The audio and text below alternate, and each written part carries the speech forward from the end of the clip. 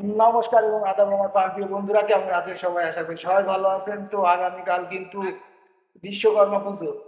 তো যাই হোক, এই বছর কারণবশত আমাদের বিশ্বকর্মা পুজোটা হবে না।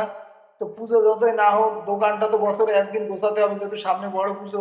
এবং বিশ্বকর্মার এই দিনটায় আমরা আগের দিনটায় আমরা দোকান গুছাই। তো চলো, সকালটা কিভাবে দোকান গোছানোর কাজ চলছে সেটাই তোমাদের সাথে একটু দেখাই। যে প্রথমে আমরা এই সাইডটা, এদিকের এই ঘরটা, এই ঘরের এই যে র্যাকটা প্রথমে আমরা ক্লিয়ার করছি। এই যে ভাঙড়ি বেরিয়েছে, এগুলো ভাঙড়ি। এবং এখন মোছামুছির কাজ চলছে। মোছামুছির কাজের পরেই এই র্যাকটা আমরা এবার এই র্যাকটা এই জায়গা থেকে এখন এখানে নিয়ে আসবো।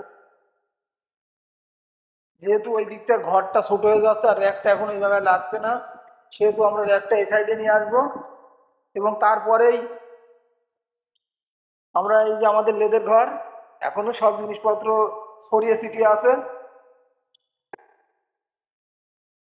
এই ঠাকুরের ছবিগুলোকেও মুছতে হবে। এই যে ঘর, এই ঘরটা মোটামুটি অনেক পরিষ্কার করব না, যেহেতু অনেক পরিষ্কার করতে গেলে অনেক সময় লেগে যাবে, তাই এই যে এগুলো হচ্ছে ভাঙড়ি। ভাঙড়ি আমরা দুই একদিন পরে বেচবো। এই নিচের এইগুলো পরিষ্কার করতে হবে। তো যাই হোক, এবছর তো আর বিশ্বকর্মা পুজো আমরা করতে পারছি না। তো আগামী বছর কি হয় সেটা আর বলতে পারছি না। তো যাই হোক, এই বছরের মতো ঘর গোছাগুছির কাজ করি। আর ভিডিওটা কেমন লাগলো অবশ্যই কমেন্ট করে জানিও। আর যদি ভালো লাগে অবশ্যই লাইক এবং শেয়ার করতে ভুলো না কিন্তু।